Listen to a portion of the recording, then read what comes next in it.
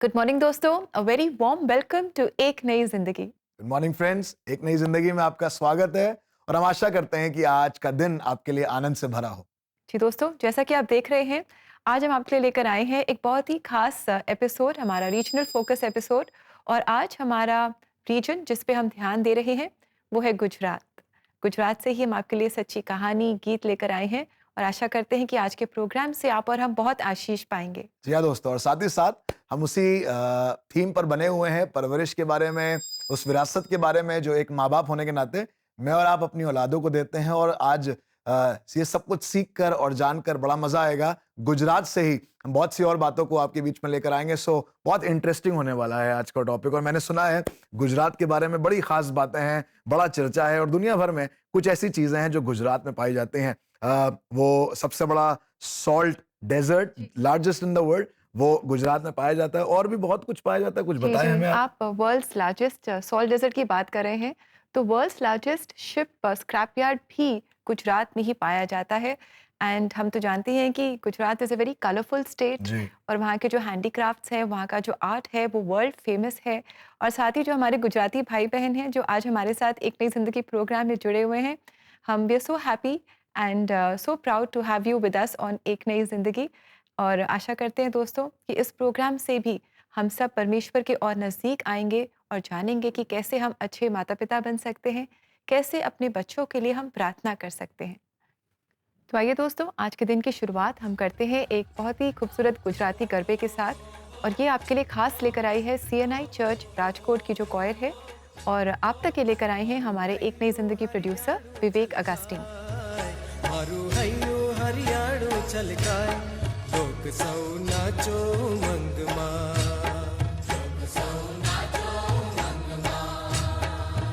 हे चारे को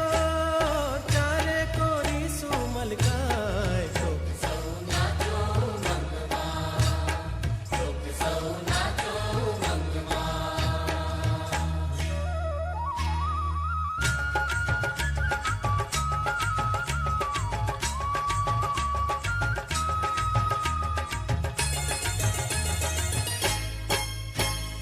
जीवतરની વાટે હતા અંધારા માતે જીવતરની વાટે હતા અંધારા માતે આવી ત્યાં કીધો ઉગાર જીવતરની વાટે હતા અંધારા માતે જીવતરની વાટે હતા અંધારા માતે આવી ત્યાં કીધો ઉગાર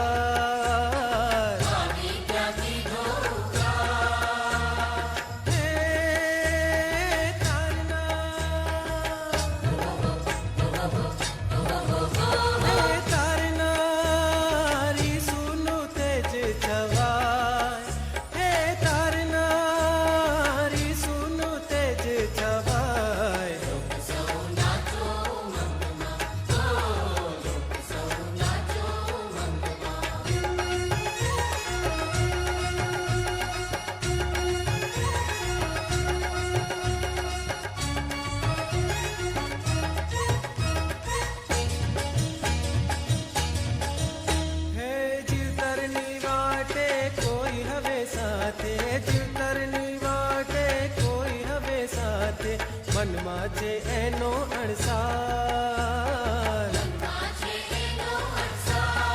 ઓ જીવતરની વાટે કોઈ હવે સાથે જીવતરની વાટે કોઈ હવે સાથે મનમાં છે એનો અણસાર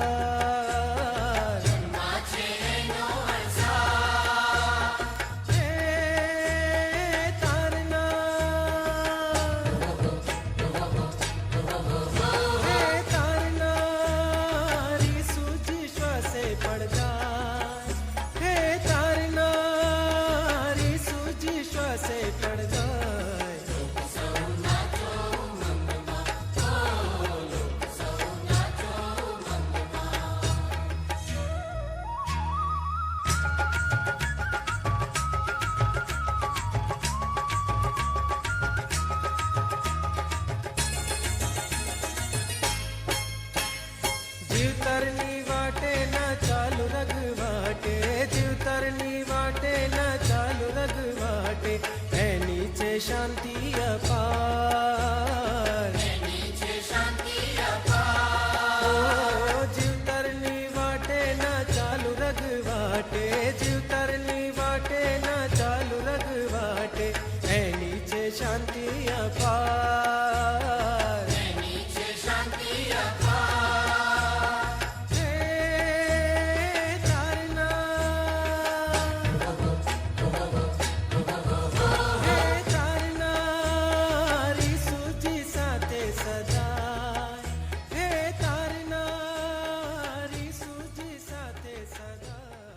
thank you very much choir. आपने इस उत्साहित गीत से, आराधना से और एक बड़े फर्क पैटर्न से, इस कलरफुल पैटर्न ऑफ वर्शिप से हमें उभारा है। Thank you very much CNI church. जी, थैंक यू वेरी मच। परमेश्वर आप सबको बहुत आशीष दे। और दोस्तों, आज एक नई ज़िंदगी प्रोग्राम में हम बात कर रहे हैं बच्चों के स्वास्थ्य के बारे में। अक्सर हमारा जो ध्यान है वो बच्चों के शारीरिक स्वास्थ्य की तरफ होता है। स्पेशली मदर्स बहुत कंसर्न्ड होती हैं कि बच्चे अच्छे से खा रहे हैं, नहीं खा जी। रहे हैं। और कई बार हम उनके आत्मिक स्वास्थ्य को भूल जाते हैं या हल्के में ले लेते हैं। उनके मानसिक स्वास्थ्य को भी हम हल्के में ले लेते हैं। जी हाँ, और बहुत ज़रूरी है अगर हम स्वस्थ हैं, तो सब प्रकार से स्वस्थ रहें, जी। चाहे वो हमारा शरीर हो, चाहे वो हमारा दिमाग हो, हमारा दिल हो। और आज के इस प्रोग्राम में हम इसी बारे में चर्चा कर रहे हैं। तो आइए दोस्तों, इस समय हम मुलाकात करें एमियल क्रिश्चियन से और उनकी मम्मी प्रेरणा क्रिश्चियन से, जो कि गुजरात के निवासी हैं और उन्होंने अपने बेटे के जीवन में प्रभु के अद्भुत कार्य को देखा। एमियल की तबीयत काफ़ी खराब हो गई थी और प्रार्थनाओं ने कैसे उनकी जीवन को बदला, उनकी सिचुएशंस को बदला। आइए देखते हैं ये बहुत ही सुंदर सच्ची कहानी जो आपके लिए लेकर आए हैं हमारे एक नई जिंदगी प्रोड्यूसर विवेक अगास्टीन। ईश्वर की कृपा से मैं 12वीं कक्षा पास किया मैंने, और मैंने साइंस पास किया। मैं बी फार्मा में ट्राई कर रहा हूँ और मुझे MBBS में भी ट्राई करना है, और ईश्वर पे मुझे पूरा विश्वास है। अमील क्रिश्चियन का परमेश्वर में मजबूत विश्वास है और यही उनके परिवार की ताकत है। ऐसा भी टाइम आता है कभी कभी हम लोग निराश हो जाते हैं, लेकिन हमारा बेटा इतना विश्वासु है परमेश्वर के ऊपर। वो सामने से आके बोलता है, मम्मी तू परमेश्वर पे विश्वास कर, भरोसा कर।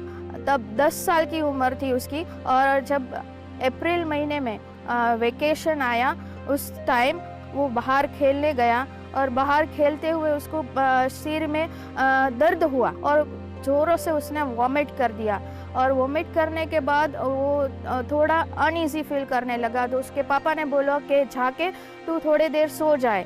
प्रेरणा अमील की मदर एक स्कूल टीचर हैं। स्कूल से आने के बाद उन्हें बेटे की बिगड़ी तबीयत का पता चला। बीमार हो तो भी वो खेलता ही रहता है, कभी सोता नहीं है। लेकिन इस बार मैं जब भी घर पे आई तो सो रहा था, इसीलिए मैंने उसको उठाने की कोशिश किया, तो वो उठा नहीं, लेकिन वो मेरे हाथ पे पूरा गिर गया और उसकी आंखें ऊपर चढ़ गई और वो टोटली अनकॉन्शियस था। फिर हम लोग एक बड़ी हॉस्पिटल है वहाँ पे लेके गए। उन्होंने CT स्कैन किया, MRI किया, सब चीज़ें की, तभी पता चला कि उसके ब्रेन में हैमरेज है। अमील का केस काफी क्रिटिकल था। इस कारण डॉक्टर ने उन्हें अहमदाबाद या मुंबई के हॉस्पिटल्स में ले जाने की सलाह दी। डॉक्टर ने साथ में ऐसे भी बोला था कि आपके पास खाली 4 घंटे का टाइम है। तो हम तो बहुत टेंशन में थे तभी, और हम लोगों ने उसी टाइम हमारे पास्टर सर को मैसेज किया, फ़ोन किया, उनसे बात किया। वो आ गए और हमारी जो कलीसिया है सब वो लोग भी, विश्वासी लोग भी हमारे हॉस्पिटल में जहाँ पे थे वहाँ पे आ गए। उन लोगों ने हमारे लिए और बच्चे के लिए प्रेयर किया, और तभी हमें डॉक्टर ने बोला कि अगर ऐसा है तो यहाँ राजकोट के जो सर्जन है उन्होंने बोला कि मैं रिस्क लेता हूँ, मैं ही उसका ऑपरेशन करूँगा। करीब 3 घंटे के इस ऑपरेशन में डॉक्टर्स के सामने कई चैलेंजेस थे, और ऑपरेशन सफल भी हुआ। और हमें तो ऐसा था कि ऑपरेशन अभी हो गया है तो बच्चा जल्दी ठीक हो जाएगा, लेकिन बहुत टाइम हो गया और एक के बाद एक वापस ऑपरेशन करवाना ही पड़ रहा था। 2 महीने के अंदर मेरे बेटे को ब्रेन में 5 सर्जरी करवानी पड़ी, और ये 5 सर्जरी के वजह से उसकी बॉडी दिन प्रतिदिन वीक होती जा रही थी। 5वें ऑपरेशन के बाद अमील की पल्स रेट डाउन हो गई थी। अभी तक हम दोनों ऐसे प्रेयर करते थे कि हमारा बेटा परमेश्वर हमें वापस दे दो, हमारा बेटा उसको अच्छा कर दो। लेकिन इस बार हम दोनों ने अपने घुटन पे आके प्रार्थना किया कि परमेश्वर तेरी जो इच्छा है वैसा ही तू कर। और परमेश्वर का वचन कहता है कि आप परख कर देखो कि यहोवा कितना भला है। दवा और दुआ से अमील खतरे से बाहर थे, पर लंबे समय तक अपने बेटे को इस हालत में देखकर उनके पेरेंट्स परेशान थे। हम दोनों ने ऐसे सोचा था अगर कुछ भी बेटे को हो जाएगा तो हम हमारी लाइफ भी ख़त्म कर लेंगे। ऐसी परिस्थिति हमारे जीवन में आ गई थी। लेकिन परमेश्वर का वचन कहता है, भजन संहिता 125 और फर्स्ट वर्स कहता है कि जो यहोवा पर भरोसा रखते हैं वो सिय्योन पर्वत की तरह है जो कभी टलता नहीं है, वो हमेशा सदा ऐसे ही अटल रहता है। वैसा ही परमेश्वर का वचन हमारे जीवन में काम किया। तभी से मेरे बेटे को धीरे धीरे रिकवरी आने लगी। हम देख सकते थे कि उसकी सभी सेंसेस वापस आ रही है। अमील की कंडीशन ठीक होती देख पेरेंट्स ने उनकी पढ़ाई शुरू कराने की कोशिश की, लेकिन फिर से तबीयत खराब होने के कारण उन्हें सर्जरी के लिए जाना पड़ा। ऑपरेशन के बाद अमील काफी रिकवर कर पाए हैं और अब अपनी आगे की स्टडीज कर रहे हैं।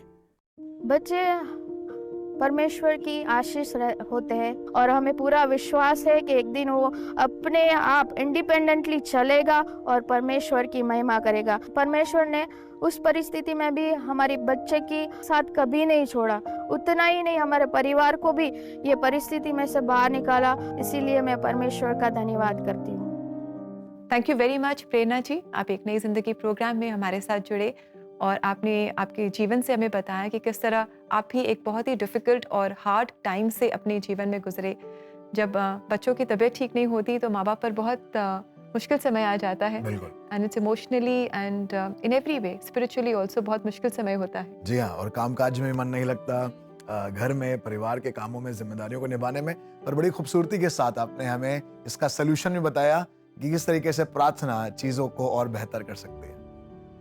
तो दोस्तों, जिस तरीके से आज हमने देखा कैसे प्रार्थना, एक माँ की प्रार्थना, एक पिता की प्रार्थना अपने बच्चों के लिए, उनके स्वास्थ्य के लिए बहुत ही इम्पोर्टेंट है। और ये स्वास्थ्य केवल शरीर का नहीं, पर एक अच्छा दिमाग, मानसिक स्वास्थ्य हो, चाहे वो समाज में उठना बैठना हो, इन तमाम परिस्थितियों में, इन तमाम कमजोरियों में अगर हम अपने बच्चों के लिए प्रार्थना करें तो वो बहुत जरूरी है। बच्चों को डांट देना बहुत आसान है, बच्चों के लिए कुछ बात बोल देना जिससे वो कई बार बहुत बुरा मान जाए, कह देना बहुत आसान है, पर प्रार्थना करना थोड़ा सा डिफिकल्ट होता है हमारे लिए, क्योंकि हमें लगता है कि शायद ये बच्चे हैं, शायद ये थोड़े से अपने बचपने को दिखा रहे हैं। बट जरूरी है कि मैं और आप बच्चों के लिए प्रार्थना करें, क्योंकि एज पेरेंट ये हमारी जिम्मेदारी है। और जैसा हम सीख रहे हैं इन दिनों में कैसे अपने बच्चों के लिए एक ऐसी मिरास छोड़कर जाएं कि वो उसे भी आगे बढ़ाएं, और इसके लिए प्रार्थना जरूरी है। और आज की सुबह में इसी गवाही के साथ और परमेश्वर के इस वचन के साथ हम आपको उभारना चाहते हैं। परमेश्वर के वचन में मत्ती रचित सुसमाचार उसके 19 अध्याय और उसके 13वें पद में लिखा है,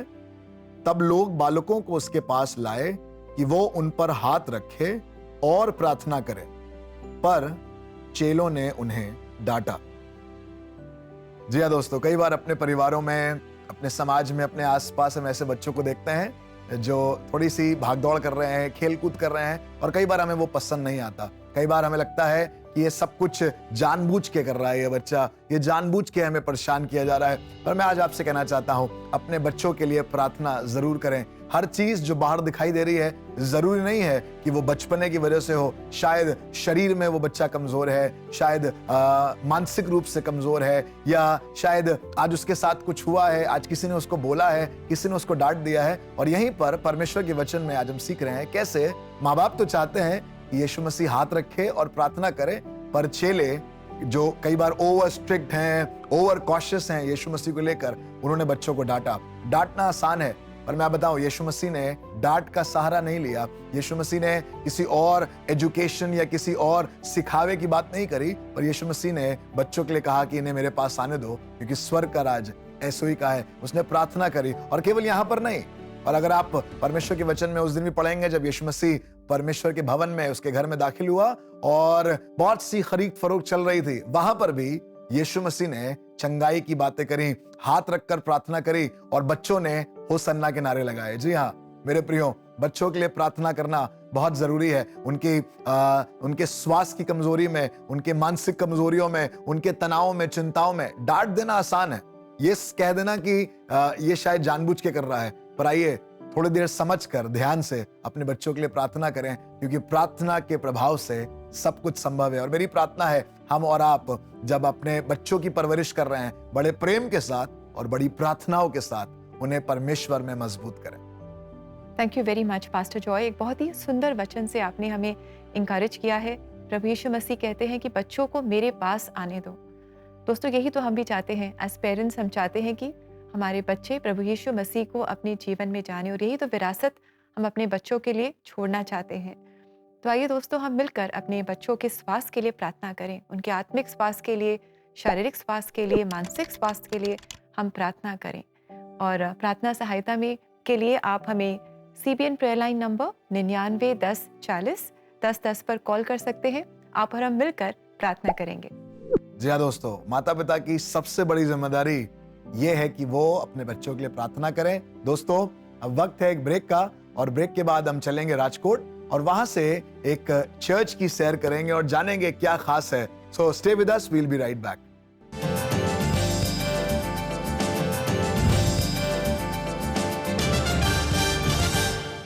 पेरेंट्स, प्रेयर लाइन लाइव जा रही है CBN इंडिया यूट्यूब चैनल पे 8th and 18th फरवरी को दोपहर 3 बजे। तो आप अपने बच्चों को लेकर इस प्रार्थना में जरूर जुड़ें। परमेश्वर की ओर से बच्चे तोहफे हैं, तो इनके लिए चिंता नहीं परंतु प्रार्थना करें।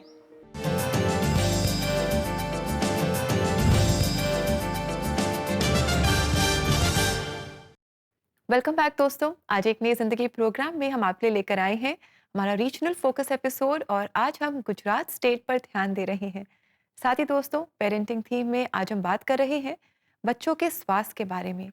और सबसे अच्छी बात जो हम कर सकते हैं वो है कि हम अपने बच्चों के स्वास्थ्य के लिए प्रार्थना करें।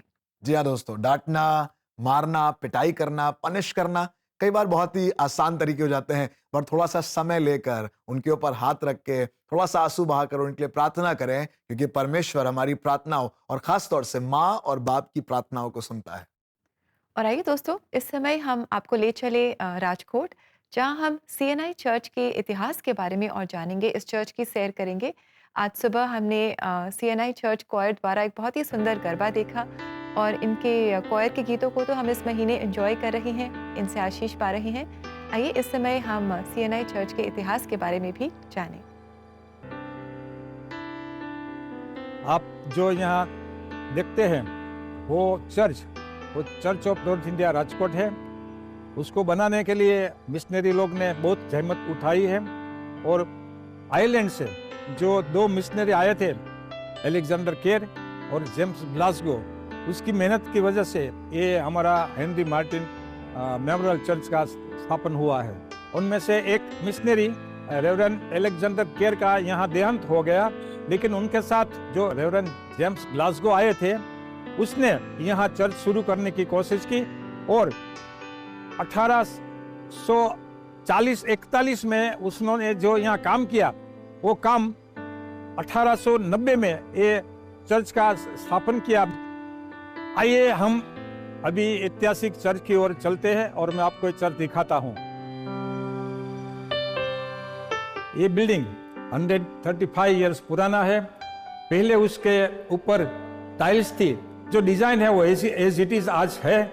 यहाँ का जो विंडो है, इसका जो डोर है वो ऐसी है जो 1890 में रखा था, वही डोर और वही विंडो है। और पीछे आप देखते हैं जो अल्टर आपको दिखाई देता है, वो 1991 में हमने एक्सटेंड किया है। और जो 2 विंग है, वो 2 विंग भी उसी समय आज से 35 साल पहले हमने उसको एक्सटेंड किया है। यहाँ का जो बेंचेस है, वो बेंचेस भी उसी समय का है। अल्टर में जो आप बाइबल स्टैंड दिखते हैं और टेबल दिखाई देता है, वो आज से बहुत साल पुराना है। उसके साथ जो भी अल्टर में हमको जरूरत है, वो सभी हमारे पास जो आर्टिकल्स है वो पुराना है।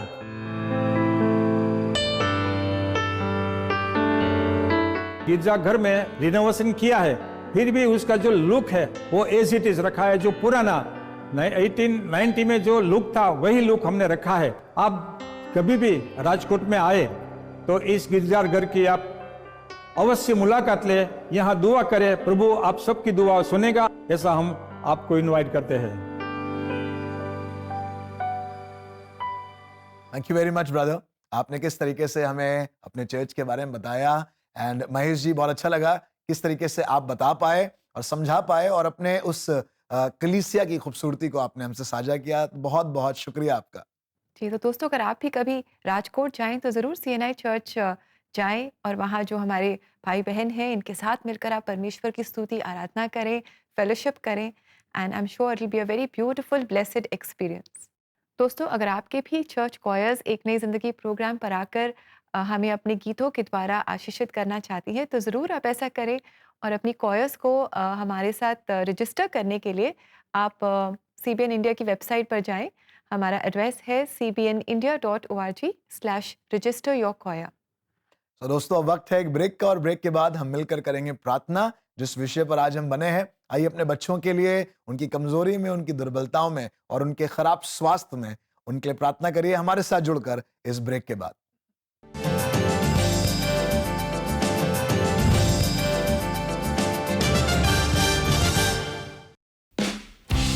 एक नई जिंदगी हर बुधवार आपके लिए राष्ट्रीय क्षेत्रों का रंग नेशनल टीवी के रंगमंच पर लाता है।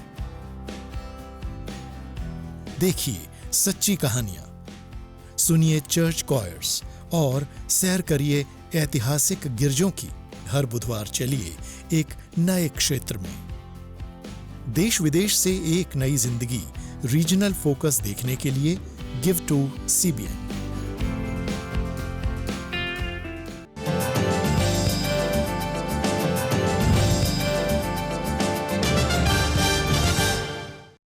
वेलकम बैक दोस्तों। आज एक नई ज़िंदगी प्रोग्राम में हम गुजरात स्टेट पर फोकस कर रहे हैं। यहीं से हमने एक बहुत ही सुंदर सच्ची कहानी देखी, हमने गरबा देखा और साथ ही आज हमने परमेश्वर के वचनों से भी आशीष पाई और जाना कि किस तरह प्रभु यीशु मसीह कहते हैं कि बच्चों को मेरे पास आने दो। जी हाँ दोस्तों, हम अपने बच्चों को प्रार्थना में परमेश्वर के पास लेकर आएँ, उनके स्वास्थ्य के लिए, उनके आत्मिक स्वास्थ्य के लिए, शारीरिक स्वास्थ्य के लिए, मानसिक स्वास्थ्य के लिए हमेशा हम प्रार्थना करते रहें। तो दोस्तों जैसे आज हम गुजरात से आपके बीच में ढेर सारी बातों को लेकर आ रहे हैं, ये बड़ा खूबसूरत एक प्रांत है और ज़रूरी है कि मैं और आप विश्वासी होने के नाते, मसीह होने के नाते प्रार्थना की सामर्थ्य में न केवल अपने देश के लिए पर गुजरात प्रांत के लिए प्रार्थना करेंगे, अपने बच्चों के लिए प्रार्थना करेंगे। सो क्यों ना इस समय को बहुमूल्य जाने और एक साथ मिलकर आइए प्रार्थना करें। हमारे जीवित महान दयालु परमेश्वर पिता, राजाओं के राजा और प्रभुओं के प्रभु, धन्यवाद है प्रभु क्योंकि आपने हमें अपना बेटा और अपनी बेटी कहा है और हम बड़े विश्वास के साथ, बड़े उम्मीद के साथ, बड़े हियाव के साथ आपके अनुग्रह के सिंहासन के पास आ सकते हैं। जैसा एक बच्चा अपने पिता के पास जाने में संकोच नहीं करता, वैसे ही हम भी प्रभु प्रार्थना के माध्यम से निसंकोच आपके पास आ सकते हैं। धन्यवाद देते हैं प्रभु, आज जब हम प्रार्थना कर रहे हैं, खास तौर से फोकस कर रहे हैं गुजरात स्टेट पर, जो हमारे भारतवर्ष का एक बहुत ही इंपॉर्टेंट एरिया है, इंपॉर्टेंट स्टेट है, और प्रार्थना करते हैं प्रभु यीशु मसीह इस स्टेट में रहने वाले हमारे सब भाई बहनों पर जो यहाँ पर काम करते हैं, जो यहाँ के नेटिव बॉर्न हैं, जो प्रभु यहीं पर अपने जीवन का निर्वाह कर रहे हैं। प्यारे परमेश्वर पिता, मैं प्रार्थना करता हूँ चाहे वो बिजनेस में हो, वो जॉब में हो, प्रभु यीशु मसीह किसी भी तरीके से वो इस प्रदेश की उन्नति का और इस देश की उन्नति का कारण है।